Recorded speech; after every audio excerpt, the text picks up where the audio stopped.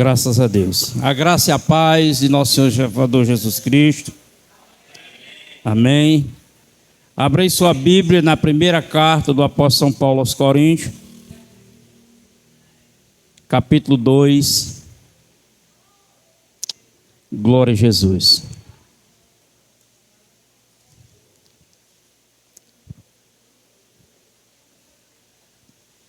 Capítulo 2.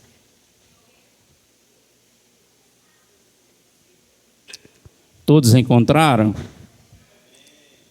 Glória a Deus. Peço a você que já é inscrito nesse canal, nos ajude divulgando, compartilhando com as pessoas, dando seu joinha, também pode dar sua opinião. E você que não é inscrito, se inscreva em nome de Jesus. Capítulo 2 da primeira carta do apóstolo São Paulo aos Coríntios. Glória a Deus. E eu, irmãos, quando fui ter convosco, anunciando-vos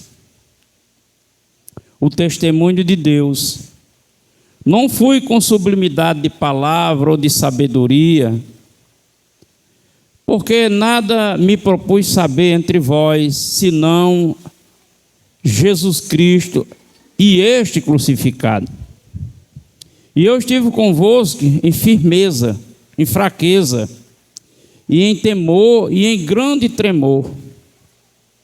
A minha palavra e a minha pregação não consistiram em palavra persuasiva de sabedoria humana, mas de demonstração do Espírito e de poder, para que a vossa fé não se apoiasse em sabedoria humana, em sabedoria dos homens, mas no poder de Deus. Versículo 9. Mas, como está escrito, as coisas que o olho não viu, e o ouvido não ouviu, e não subiram o coração do homem, são as que Deus preparou para os que amam. Amém. Podem sentar, por favor. Glória a Deus.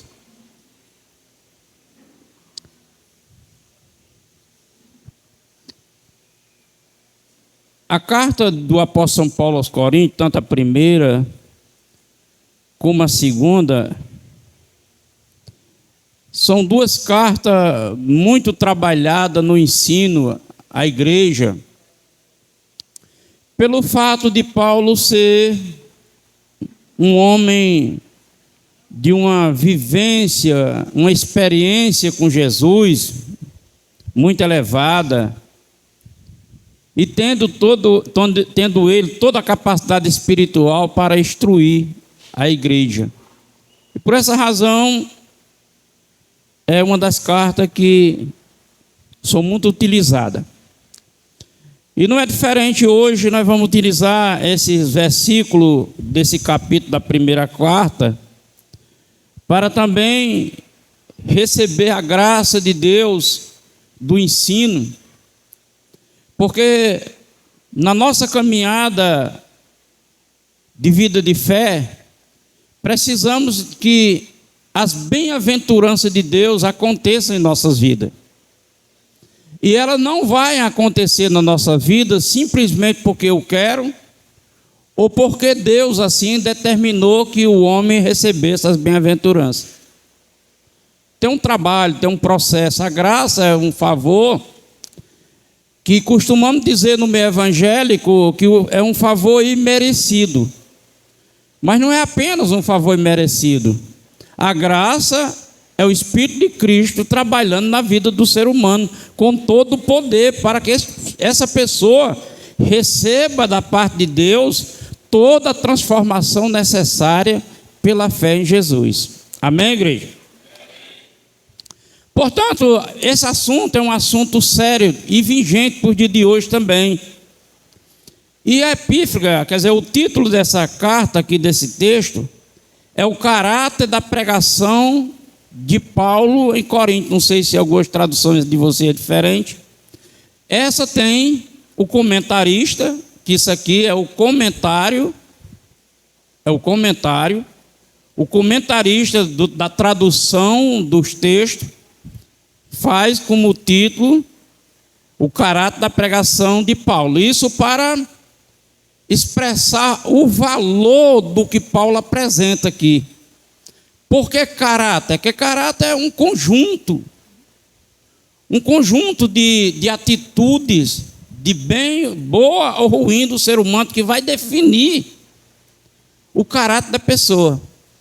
Então, o caráter de Paulo, essa definição que o tradutor dá, é que Paulo tem um caráter firme, um caráter coerente, que é um caráter que o cristão deve ter, um caráter firme, ser decisivo na escolha, ser decisivo nas atitudes da sua fé, não ser, como se diz, Maria que vai com as outras. Você já viu esse ditado? Então, é uma pessoa decisiva, é coerente. E a pessoa é coerente quando ele priva, quando ele zela aquilo que ele tem por valor. Se não dá valor, não importa se eu falei ou se não falei, não dou valor àquilo mesmo. Em relação a essa relação do homem com Deus, pelo Evangelho e a fé em nosso Senhor Jesus Cristo, o cristão precisa aprender isso. Aleluia. Ter essa firmeza, essa coerência. Quer dizer, vai definir o caráter do cristão. Aleluia. Então, Paulo, ele fala de algumas coisas aqui, e a razão é porque essa igreja de Corinto era uma igreja muito grande. E uma igreja que havia uma diversidade muito grande de cristãos lá, no sentido moral, social, financeiro. Você vê que ele escreve aqui lá para frente no capítulo 5, no capítulo 6, ele diz que havia adúlteros, afeminados, mentiras. Ele vai dizendo uma lista, aí diz, e haveis sido. Membro daquela igreja havia sido afeminado, ladrão. Ele vai dizendo uma série de comportamento errôneo do ser humano, de escolhas, de decisão errada.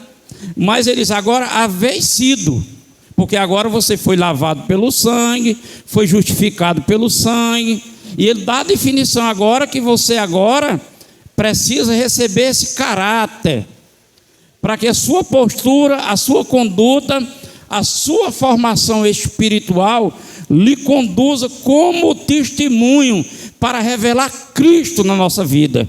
Aleluia. Aí ele diz, e quando eu cheguei para falar com vocês, eu cheguei em fraqueza. O fato dele dizer que chegou em fraqueza ele estava dizendo que não tinha certeza como era que eles iam receber o Evangelho, a informação. O que era que eles iam, como é que eles iam entender aquilo que ele queria transmitir. Porque Coríntio tinha uma deusa chamada Afrodite, e essa mulher, ela era uma deusa, e a religiosidade percorria em volta dela. Havia uma idolatria muito grande. E ele disse, eu chego em fraqueza porque eu não sei como vocês vão receber. Porque é um assunto que vai tirar vocês fora da visão, da cultura, da tradição, da religiosidade. Vai ser um confronto. Porque o Evangelho é isso. E se ele não me confronta, ele não me transforma. Se ele não me confronta, eu não vou haver mudança em mim. É preciso eu estar aberto para Deus, para receber a palavra. Por isso que Tiago escreve, com mansidão você recebe. Com mansidão, é para receber, não é para haver uma rejeição, não é para se levantar contra a palavra, é entender que é um Deus soberano, que conhece a nós mais do que nós mesmos, que tem um interesse melhor do que os nossos planos, que o interesse dele no projeto dele é melhor do que os nossos, e ele quer concluir isso na nossa vida, e só vai concluir se nós dermos o ouvido a ele. Aleluia. Tem alguém aí interessado a dar ouvido à voz de Deus? Bem-aventurados os que ouvem e guardam a sua palavra. Aleluia. Bem-aventurado. Então, ao ouvir a palavra de Deus, nós já começamos a iniciar o processo da bem-aventurança de Deus em nós. Aleluia. Louvado seja Deus. Eu cheguei em fraqueza, mas eu não cheguei para falar com palavra persuasiva, humana. E Paulo podia. Porque é muito comum quando... Eu já lidei com vários cristãos que foram importantes em outros segmentos. E há uma curiosidade da gente saber como era. Como era lá naquele segmento de você seguir religioso, naquela seita, naquela parte lá. Como é? Me conta aí. Aí a pessoa se empolga e começa a contar.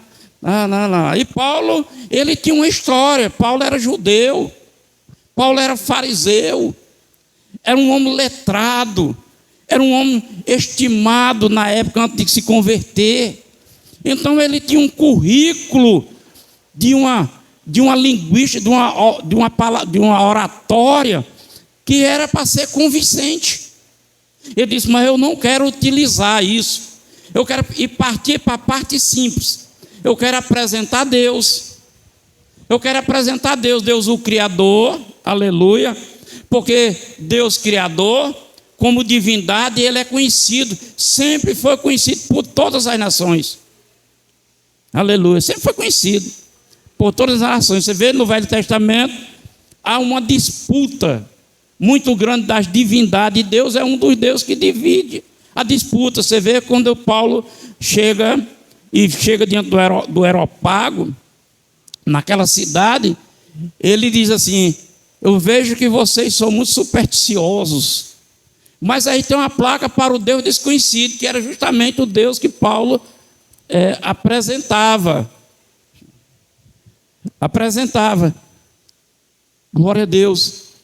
Então Paulo disse: eu quero apresentar Deus, o Deus Criador, mas também eu quero apresentar Jesus Cristo, quem Ele é. E Paulo chega, aí fala a história de Jesus, que é um cumprimento de uma profecia, que é um cumprimento da profecia, que ele nasceu no processo gerado pelo Espírito de Deus. E aí Paulo conta, mas eu quero apresentar também, não só quem ele é, mas o que ele fez e o que ele faz por nós. Agora, Paulo, ele introduz isso para os corintianos, para os coríntios lá. Por que propósito? Se essa igreja foi ele que fundou, se essa igreja foi ele que instruiu, o que estava acontecendo? O que era que estava acontecendo com essa igreja? Como eu disse, que havia uma diversidade muito grande de cristãos, de várias áreas. No capítulo 11 dessa carta, que ele vai falar do Santa Ceia, ele instrui também dizendo a sociedade, os que tinham condições financeiras, eram muito ricos. Então, naquela congregação, não só existia ex-homossexual, não só existia ladrão, não só existia prostituta, pobre, mas também existia pessoa do escalão. E essa igreja que ele fundou é uma igreja muito abençoada. Você vê que Paulo expressa em suas cartas que Deus, bendito é Deus de nosso Senhor Jesus Cristo. Ele começa a dizer que bendito é Deus, porque a igreja de Corinto foi uma igreja tão abençoada, que é a igreja que mais recebeu dons espirituais. Não tem outra igreja que tenha tanta qualificação espiritual como a igreja de Corinto. Agora, se era uma igreja tão abençoada, se eram os crentes que existiam neles tantos dons, por que Paulo estava tão preocupado? E aí entra a história de Corinto invadindo a nossa história. É porque com o continuar do tempo de nós crentes, muita coisa muda, muita coisa é apresentada para mudar o nosso foco em relação à fé de nossa salvação. Essa igreja, depois de ser tão abençoada, essa igreja ficou vaidosa. É uma igreja que ficou vaidosa. E como ficou vaidosa, é claro que no meio de um grupo, de uma comunidade, há pessoas que concordam e não concordam com alguma coisa. Eu sou vaidoso, mas outros não são. Um gosta de um jeito. Então, a igreja que foi constituída, membros de um corpo, estava se dividindo. É por isso que ele diz, quando ele escreve, eu sou de Cristo, você diz que é de Apolos, diz que é de Paulo, diz que é de Cefas, não, é de Cristo. Estava se dividindo a igreja. A igreja se envaideceu e começou a formar divisões entre ela. E na igreja de Deus, do Deus vivo, é um corpo. Não pode haver divisão. Não pode haver diferença de pensamento. A Bíblia diz que nós temos que ter uma unidade de pensamento, uma unidade de fé, no mesmo Espírito. Aleluia! Então, para que a gente seja curados, para que a gente seja sarados, aleluia, para que a gente tenha alce a algo maior espiritualmente, é preciso a gente seguir um procedimento, de um processo legislado por Deus. Isso aqui é uma legislação. Então, essa igreja que Paulo ele se preocupou, porque a igreja recebeu a fé da eternidade a tal ponto que ela foi ricamente abençoada com dons. Ninguém recebe dons se não tem espiritualidade. Você nunca vai ser batizado no Espírito Santo se você não viver uma intensa busca de unidade, de comunhão com Deus, de responsabilidade. Você não vai ser batizado com o Espírito Santo simplesmente porque eu quero ser batizado e sair falando língua por aí. Você não vai receber, porque todo dom de Deus tem um propósito. E o propósito não é se apresentar. O propósito não é ser vaidoso, que era o caso daqui. Aleluia. Havia vaidade no coração. É por isso que eu disse que Paulo agora, ensinando a Corinto, ele invade agora nós. A fé para a eternidade. Eu lembro quando eu me converti, era uma força no evangelho brasileiro, porque os maiores acontecimentos nos evangelhos brasileiros registrados e que a gente vê se chama o neopentecostalismo. Foi o meio que mais mostrou milagres, acontecimentos extraordinários, coisa. Eu, quando nasci na fé, eu vi pessoas aqui da nossa região, pessoas que tinha escoliose, era torto. Eu vi a pessoa ficar aprumado ao vivo, assim, a cor. O pastor chegar, fazer a oração, a pessoa aprumar, pronto, ficar curado. Eu ouvi, eu desenvolvi uma fé para orar. Se vocês não sabem, eu já orei por pessoas, não adultas, mas eu já orei por uma criança falecida e ela ressuscitou. E isso é algo muito maravilhoso. Eu já orei por pessoa aqui da região, que não é tão longe daqui, pertinho aqui, cega, sem nenhuma visão, e a pessoa voltou a enxergar. Eu já orei por pessoa com 25 anos de cadeira de roda, também conhecida aqui, de família conhecida. Eu orar e ela se levantar, morreu, não é morreu andando, ela estava andando e veio a falecer. Eu já orei, irmão Sitão foi testemunho, que eu passando em um caminho, eu vi uma jovem gritava, ei! Aí eu olhava, e ela olhava por um buraquinho que tinha na parede. Um dia eu voltei lá, e o quarto dela era trancado. O irmão Sitão foi comigo recente lá e viu o quarto dela, uma cadeia, um portão de ferro, com cadeado. Irmão Sitão, tá aí, tá? Tá, irmão Sitão. E nós fomos lá.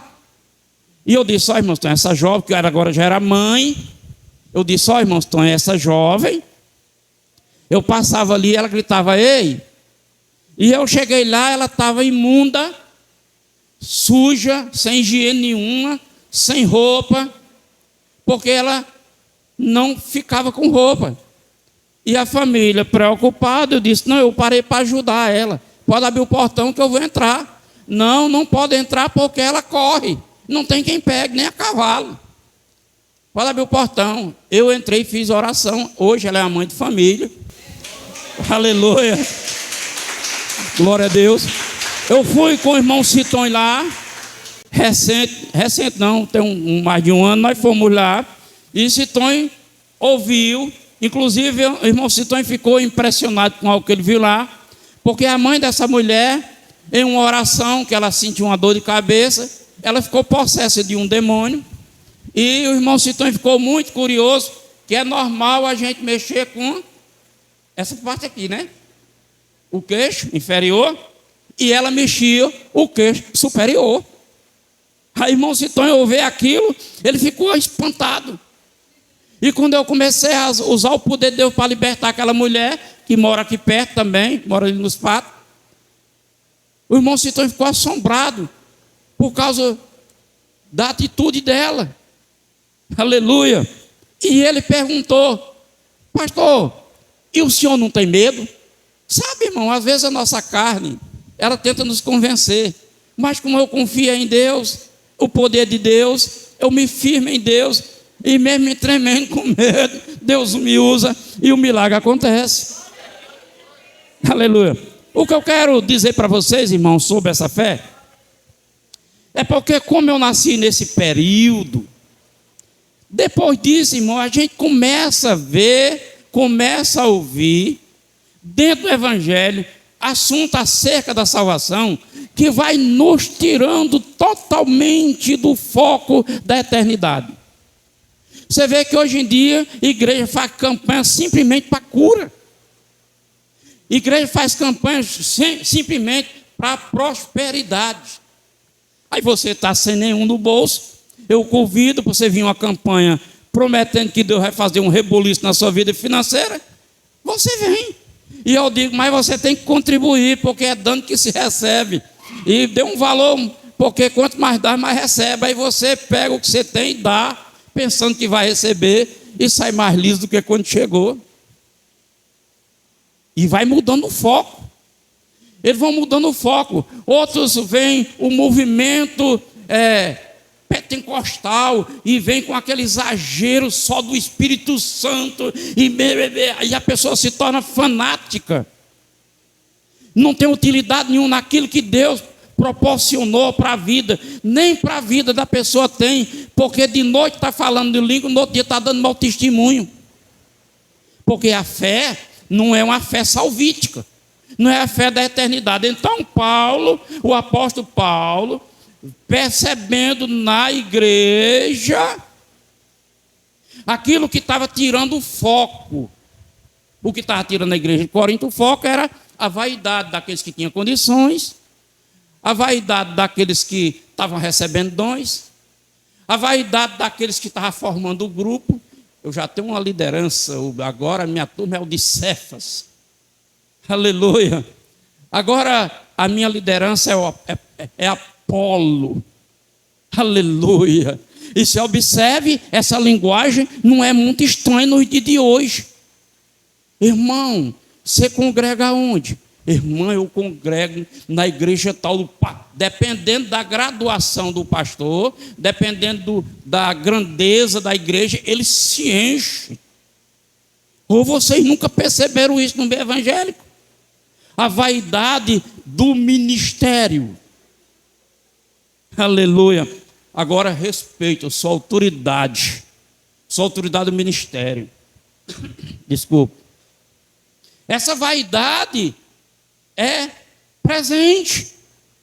E Paulo está falando que tudo isso vai desfocalizando a realidade da sua vida para a eternidade. Mas por quê, pastor? Porque o próprio Jesus advertiu que alguns são cheios de dons. Alguns são cheios de religiosidade. Jesus vai chegar diante dele e diz: afaste de mim. Mas, mestre, eu fiz isso, eu profetizei, ó, é o dom de profecia. Eu curei, eu expulsei demônio no seu nome. Olha só a autoridade. afaste de mim, vós que praticam iniquidade. Então, aquilo que ele recebeu, que era uma virtude, para que ele se tornasse aquilo que Deus queria, ele pegou a virtude de Deus e transferiu para ele, para ser o que ele quer ser. Aleluia. E Deus nos chama para nós ser o que Deus quer que Ele quer que nós sejamos. Tem alguém disposto a ser filho de Deus realmente? Aleluia. Tem alguém disposto a ser servo de Deus aí? Glória a Deus. Então já um bom começo. Se há uma disposição para tal coisa, já é louvável. Aleluia. Aplauda Jesus por esse momento. Glória a Deus. Então Paulo, percebendo que os crentes estavam tirando o foco. Tirando o foco. Eu vou contar uma história. Eu não gosto de contar história, testemunho, que eu escuto no meio evangélico. Eu tenho um critério para eu contar testemunho do meio evangélico. Primeiro, o testemunho tem que ser pontual. Segundo, tem que nominar. Porque senão, tem umas histórias aí que é meia fábulas, pode até ser poética, mas não é verdadeira, é uma coisa contada. E essa que eu vi há um tempo, me chamou muita atenção, porque o pastor que contou, ele nominou, ele deu o nome.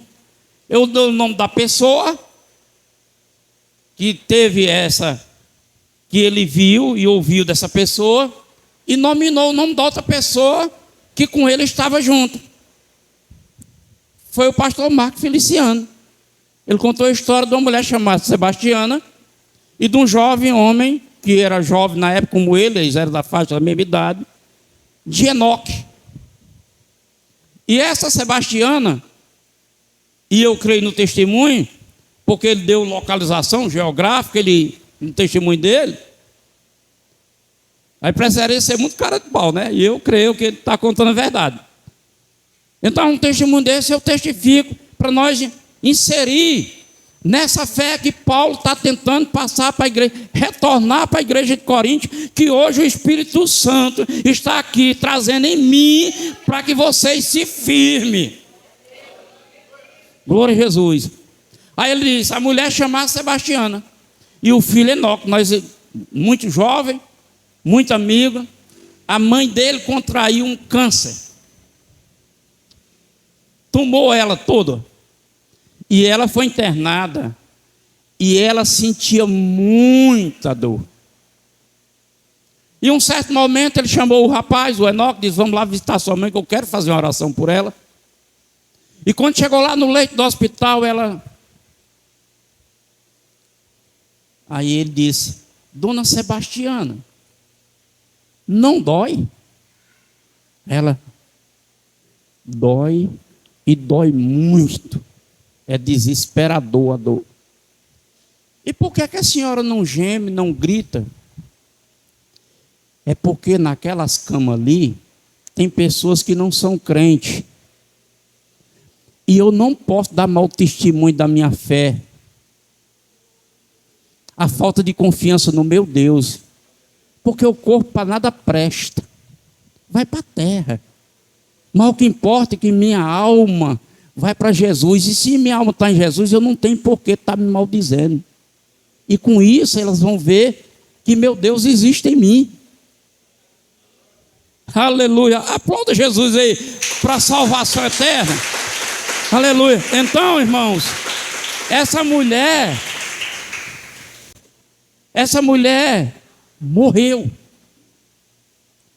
E no dia do sepultamento dela, diz o Marco Feliciano, o pastor Marco Feliciano, que ao sair do cemitério, o responsável da escova lá, ficou afastado, chamou e disse, vem cá, quem é essa mulher?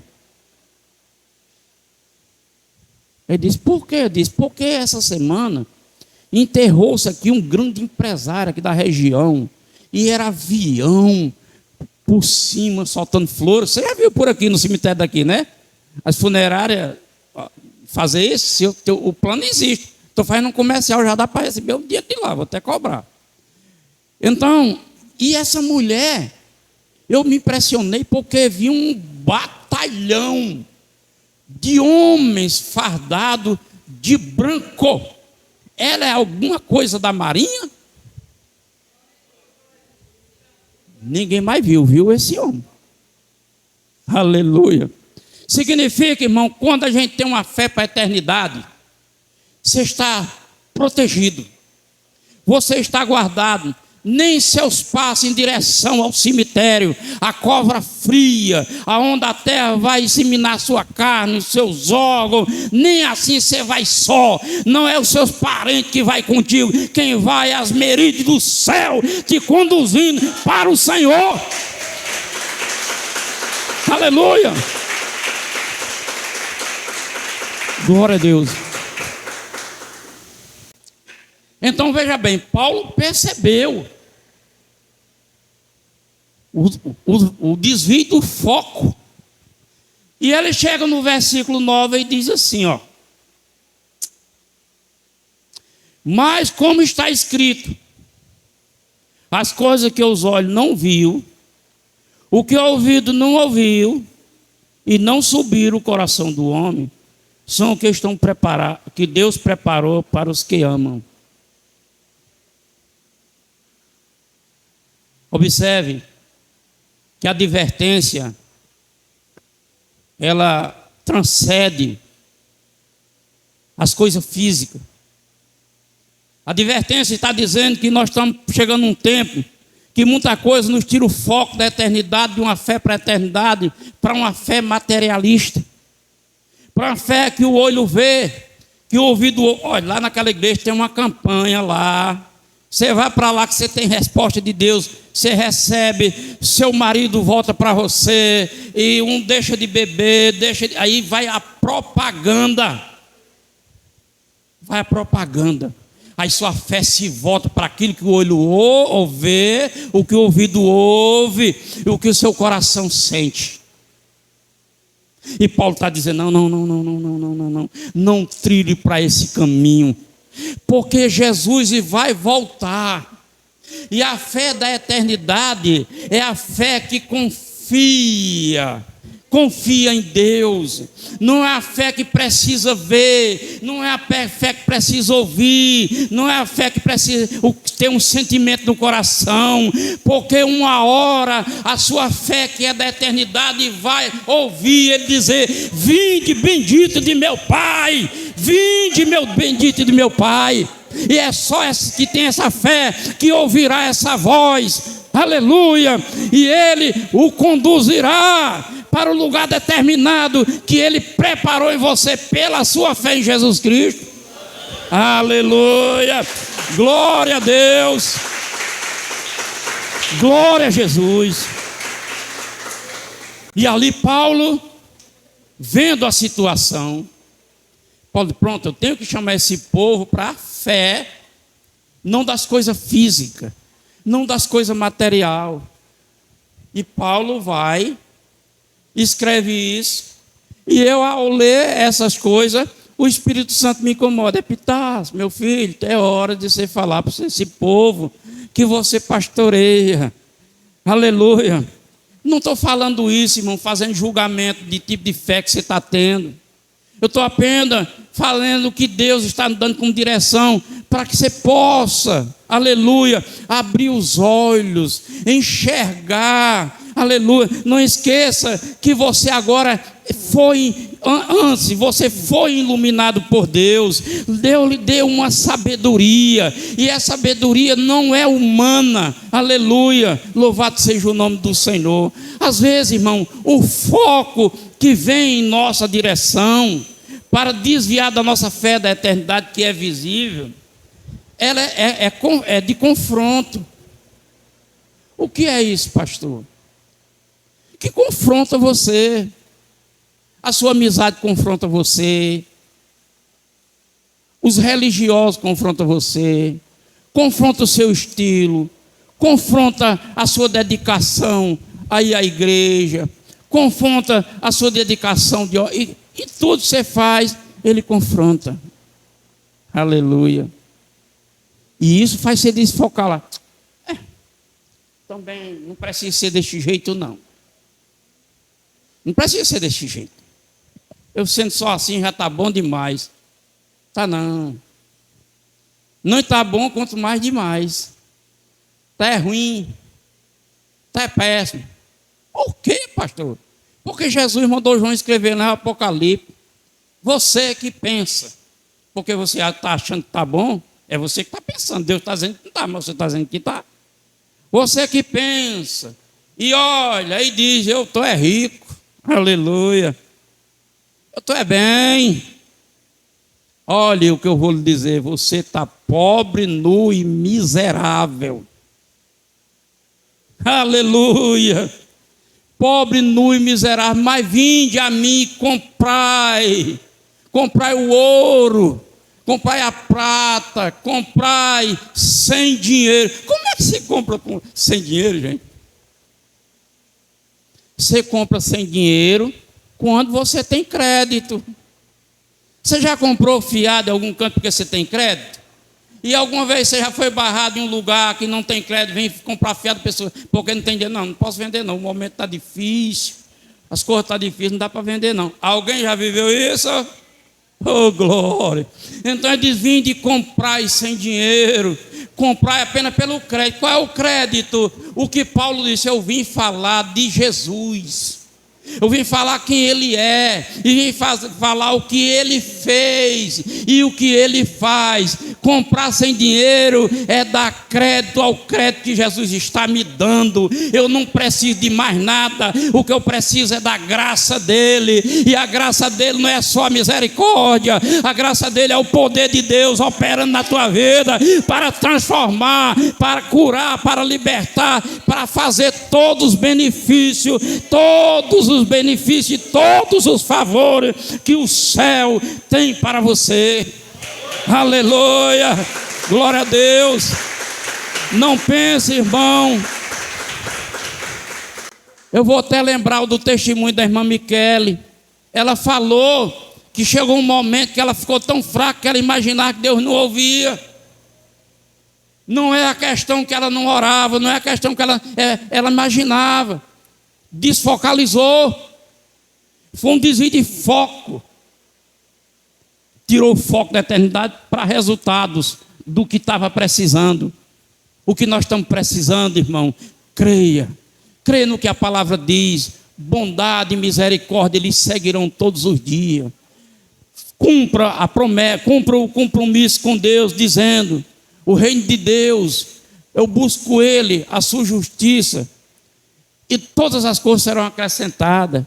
Todas as coisas. Não há nada em você que você precise que Deus não perceba. Aleluia. Não há nada que você necessite que Deus não tenha para lhe oferecer. Se hoje você não alcançou, se até hoje você não alcançou, não é porque não existe. Não é porque não existe. Existe sim. Você não está utilizando os meios certos para receber. E a única maneira de eu saber o meio certo, aleluia, é eu me voltar para Deus. Pastor, e onde está Deus? Aleluia, louvado seja Deus. Ele está nesta palavra, aleluia. E onde está o Espírito Santo? Ele está no seu coração. O Espírito de Cristo habita em você, e por meio da palavra Ele vai se manifestar diante da sua obediência e fará tudo aquilo que é necessário para lhe realizar os seus sonhos. Aleluia, glória a Deus. E Paulo, percebendo isso, entra por essa linha. O Espírito Santo, ao ler, fez-o levar para vocês. Aleluia. Agora, irmãos, é muito simples. Não há nada perdido. Nada está perdido. Tudo que Deus preparou em Cristo para você não está perdido. Quanto ao desviamento de foco, isso é natural. Quando a gente descuida, negligencia, por isso que Paulo escreve a Timóteo e Judas escreve. Paulo escreve aos Hebreus, como é que a gente pode negligenciar uma tão grande salvação como essa? Judas escreve, nós não podemos negligenciar nessa salvação comum. Não é comum no sentido banal. É comum é nós que recebemos de Deus o maior tesouro. Aleluia. É muita confiança em Deus. Então, nessa noite, é nós orarmos, pedir ao Espírito Santo. Oh, Espírito Santo, eu quero isso para mim. Eu quero ter uma fé voltada para a eternidade. Não sei se você percebeu, vocês adultos, antes de ser crente, vocês trabalhavam. Trabalhavam ou não? E às vezes trabalhavam até mais. Aleluia. Eu não sei se vocês perceberam, alguns antes de ser crente comprou carro, comprou casa, comprou moto, comprou guarda-roupa, comprou roupa. Porque isso são as necessidades do ser humano que ele trabalha. Aí inventaram uma ideia, aleluia, no meio do evangelho, e criaram uma ideia que agora é você ter fé para isso e você vai ter o que quiser. Interessante que alguns já tem muitos anos de vida na fé, e tem muita coisa que você desejou no começo da sua fé, que você entrou fervoroso, acreditando, e ainda não se cumpriu. Tem? Tem. E por que não se cumpriu? Porque nós mudamos o foco. Nós aprendemos e fomos mudando o foco, fomos nos distraindo. Aleluia, glória a Deus. E hoje o Espírito Santo, aleluia, está aqui. Aleluia, Pedro diz, nós somos brasas vivas. E quando a gente muda o foco, não deixa de ser brasa. Porém, existe uma cinza que cobre. E até parece que está apagado. Mas você vê que se for pegar, quando tira a cinza ainda queima. Aleluia. Isso é o reflexo que Deus não morreu, que Deus não fugiu, que Deus não desapareceu, que Ele está ali. As cinzas é os focos errados, que vai nos tirando da espiritualidade, do relacionamento, da comunhão com Jesus Cristo. Mas qualquer hora, aleluia, o responsável para lhe incendiar está olhando para dentro de você, esperando que você de todo o coração diga, sopra Espírito Santo, sopra nessas brasas velhas cinzentas e acende a chama antes que se apague, para que eu retorne ao primeiro amor e assim viva uma fé para a eternidade. Aplauda Jesus, glória a Deus. Oh, Deus maravilhoso.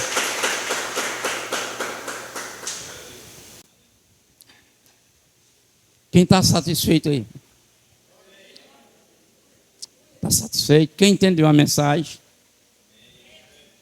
Não vou perguntar quem quer para a sua vida, que todos vão dizer eu quero. Mas vou dar um conselho. Queira mesmo. Deus é bom. Bem-aventurados que confiam no Senhor. E essa noite é uma noite que você precisa confiar nele. Receber isso com confiança no nome de Jesus. Amém. Graças a Deus. Mais uma vez, fortemente, aplauda Jesus. Glória a Deus.